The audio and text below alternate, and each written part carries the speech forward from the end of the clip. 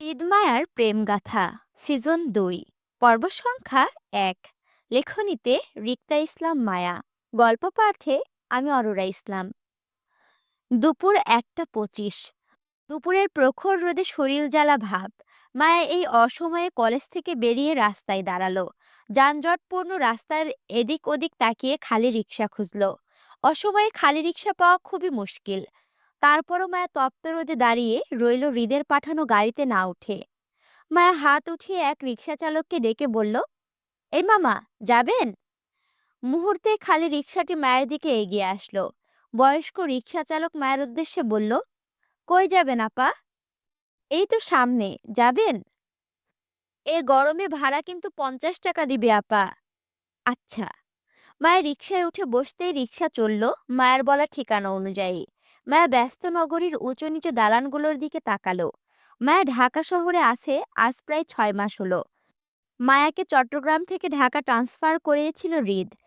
কিন্তু মায়ের হৃদের সঙ্গে নয়, বরং ওর শাশুড়ির সঙ্গে থাকছে। মায়ের হৃদের সঙ্গে না থাকার পেছনে অবশ্য যথাযথ কারণ আছে একটা, যার জন্য মায়া সুফিয়া খানের সঙ্গে থাকতে বাধ্য হচ্ছে। তবে এখন এই অসময়ে কলেজ থেকে বেরিয়ে মায়ের হৃদের অফিসের দিকে যাওয়ার কারণ হচ্ছে, মায়া কাল রাতে হৃদকে নিয়ে একটা বাজে স্বপ্ন দেখেছিল। সেই থেকে মায়ের মন ছটফট করছে হৃদকে একটু সশরীরে দেখার জন্য। মায়ের ইচ্ছে হৃদকে একটু আড়াল থেকে দেখেই সে চলে যাবে, হৃদের সামনে যাবে না, কথাও বলবে না। মায়ের হৃদকে অগোচর থেকে দেখার মনস্থির থেকে গিয়ে পৌঁছালো হৃদের অফিসের বিল্ডিং এর নিচে। রাস্তার উল্টো পাশে রিক্সা থেকে নেমে ভাড়া মিটিয়ে মায়া গিয়ে দাঁড়ালো রাস্তার পাশে ঘেঁষে দাঁড়িয়ে থাকা গাছের নিচে। মুখে মাস্ক আর দৃষ্টি অদূরে হৃদের বিল্ডিং এর দিকে আটকে। মায়া একই জায়গায় দাঁড়িয়ে রইল পরপর 40 মিনিট।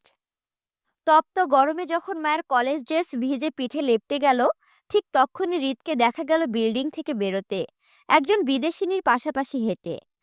হৃদের পাশে সুন্দরী রমণীকে দেখে মায়ের শরীর মন জ্বলে উঠল তিক্ত অনুভূতিতে। যেদি মায়ের ঘর্মাক্ত শরীরে চোখ দুটো নোনা জলে ছলছল করে উঠল তক্ষুনি। অথচ হৃদ তখনও মায়াকে খেয়াল করেনি। সে মূলত পেশাগত গম্ভীরতা টেনে বিদেশি ক্লায়েন্টের সাথে কথা বলে চলছিল। পাশাপাশি আরো দুজন ফরেনার ছেলের সঙ্গে আসিফ ও হৃদের পেছনেই দাঁড়িয়েছিল। অথচ মায়ের চোখে তাদের কাউকেই পড়ল না। পড়ল শুধু হৃদের সঙ্গে হেসে কথা বলা সুন্দরী বিদেশি টিনেকে। মায়ের সঙ্গে হৃদের যেহেতু বৈবাহিক মনোমালিন্যতা চলছে, তার মানে হৃদ এসব সুন্দরী মেয়েদের পেয়ে মায়ের খোঁজ করে না। যেদি মায়ের কষ্ট হঠাৎ আসিফের নজরে পড়ল রাস্তার ওপাশে কলেজ ড্রেসে দাঁড়িয়ে থাকা মায়াকে। প্রথমে চিনতে না পারলেও পুনরায় সেদিকে তাকিয়ে মায়াকে চিনে হৃদকে উদ্দেশ্য করে বলল, ভাই, ভাবি এসেছেন এখানে। আসিফের কথায় হৃদ কথা থামিয়ে আসিফের দিকে তাকালো কপাল কুঁচকে। হৃদের তাকানোতে আসিফ আঙুল তুলে অদূরে মায়াকে দেখিয়ে বলল, ওই যে ভাই, গাছের নিচে দাঁড়িয়ে আছেন ভাবি। হৃদের নজরে মায়াকে পড়তে হৃদ তৎক্ষণাৎ হাত ঘড়িটার দিকে তাকালো। সময় 2টা 31। এই অসময়ে মায়ের বাড়িতে থাকার কথা, অথচ সে হৃদের অফিসের নিচে কি করছে?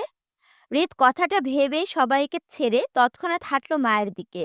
হৃদকে দ্রুত পায়ে হেঁটে আসতে দেখেও মায়া জায়গা ছাড়ল না।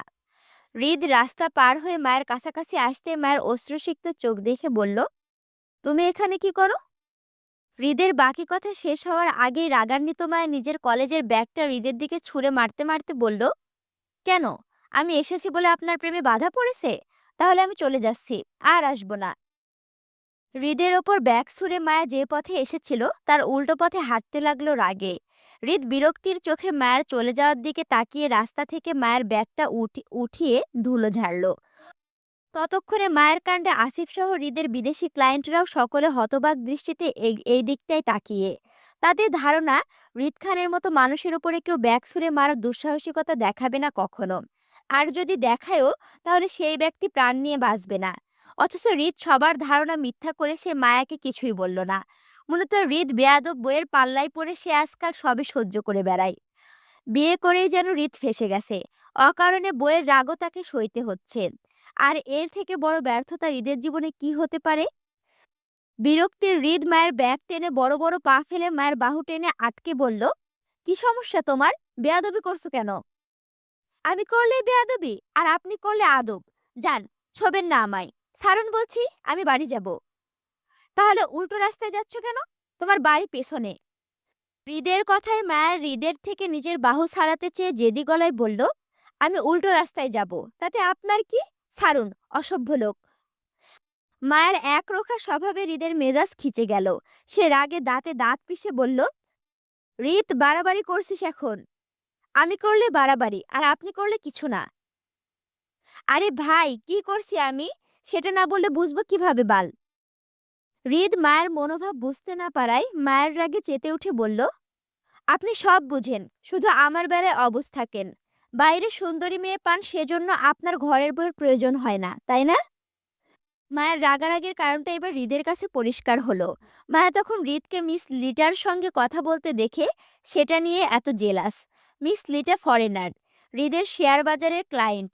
এতক্ষণ তার সাথে এই নিয়ে মিটিংয়ে ছিল। মিটিং শেষে হৃদ প্রজেক্টের জমি দেখতে মিস লিটার সঙ্গে যেতে বের হয়েছিল। ড্রাইভার গাড়ি বের করার সময়টুকু তারা কথা বলছিল। এর মাঝে আসিফ মায়ের কথা জানাতেই সে ক্লায়েন্টের ছেড়ে বউয়ের পেছনে দৌড়ে আসলো। অথচ এখানে এসে বুঝতে পারলো বউ তার জেলাস। হৃদ মায়ের রাগান্বিত মুখটার দিকে তাকিয়ে হঠাৎ শান্ত হয়ে গেল। রাগ ছেড়ে কৌতুক করে বলল, জলে? হৃদের কথায় মুহূর্তেই মায়ের রাগান্বিত মুখটা থমথমে হয়ে গেল। মায়ের হৃদের দিকে কয়েক সেকেন্ড থমথমে মুখে তাকিয়ে থেকে হঠাৎ পাশ কাটিয়ে চলে যেতে যেতে প্রসঙ্গ পাল্টে বলল, আমি আপনার মাকে আজই বিচার দেব। আপনি আমায় ডিস্টার্ব করেন। মায়ের কথায় হৃদ পাল্টা জবাবে বলল, আমিও আপনার নামে মামলা ঠুকে দেব। রোজ যে আমার অফিসের নিচে এসে দাঁড়িয়ে আমাকে ইফটিজিং করেন, সেটার প্রমাণ কিন্তু আমার ফোনে আছে ম্যাডাম। হৃদের কথায় মায়া চলে যেতে গিয়েও থেমে যায়। আগ বাড়িয়ে এসে হৃদের হাত থেকে নিজের ব্যাগটা ছিনিয়ে নিতে নিতে মায়া বলল, আমার শাশুড়ি ক্ষমতাবান অ্যাডভোকেট। জেলে যাওয়ার আগে আমার জামিননামা হয়ে যাবে। এসবে আমি ভয় পাই না। শাশুড়ির ক্ষমতা আমাকে দেখিয়ে লাভ নেই ম্যাডাম। আপনার যদি নাটক শেষ হয়ে থাকে, তাহলে স্বামীর ঘরে ফিরবেন কবে সেটা বলে যান। হৃদের কথায় মায়া কলেজের ব্যাগটা কাঁধে নিতে নিতে খানিকটা গাল ফুলিয়ে বলল, আমার স্বামী নেই। মায়ের কথায় হৃদ কপাল কুঁচকালো। তাহলে আমি কে? পরপুরুষ। ৩ বার বিয়ে করার পরও পরপুরুষ? তাহলে সঠিক পুরুষ কে তোমার? হৃদের কথায় মায়া এবার নমনীয় হয়ে আসলো। নিজের রাগ ছেড়ে হৃদের কাছে আবদার করে বলল, আমাকে আরেকবার বিয়ে করুন, তাহলে সঠিক পুরুষ হয়ে যাবেন। মায়ের কথায় হৃদ খানিকটা অসন্তুষ্টির গলায় শুধালো, বাল, একই বউকে কতবার বিয়ে করব আমি? মায়া ফের হৃদের কাছে আবদার জানিয়ে বলল, ৩ বার করেছেন, আর একবার করলে দোষ কি? আমাদের এখনো আনুষ্ঠানিক বিয়ে হয়নি। দুই পরিবার চাচ্ছে আমরা আবার আনুষ্ঠানিক বিয়ে করি। তাহলে আপনার সমস্যা কোথায় এতে? হৃদ দাঁতে দাঁত পিষে বলল, একই কথা আমার বারবার রিপিট করতে হবে কেন? বলেছি না আমার ওইসব লোক দেখানো নাটক পছন্দ না। হৃদের কথায় মায়াও রাগ দেখিয়ে চলে যেতে যেতে বলল, ঠিক আছে, তাহলে থাকুন একা। আমিও যাব না আপনার ঘরে।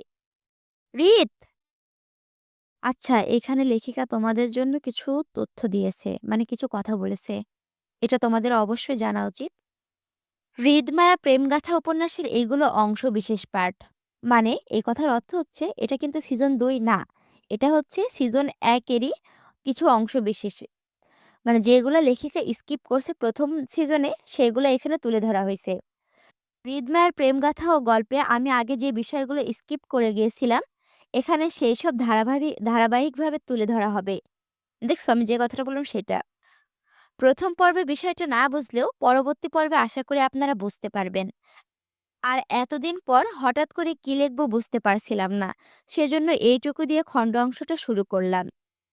তার মানে এটা সিজন ২ না, এটা হলো খণ্ড অংশ। আশা করি তোমরা বুঝতে পারছো এবং তোমরা ক্লিয়ার হইছো।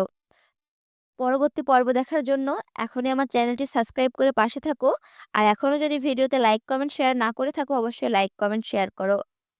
আর এখন আমি তোমাদের সাথে আছি, তোমাদের অপ্রিয় পাঠিকা অরোরা ইসলাম। আল্লাহ হাফেজ।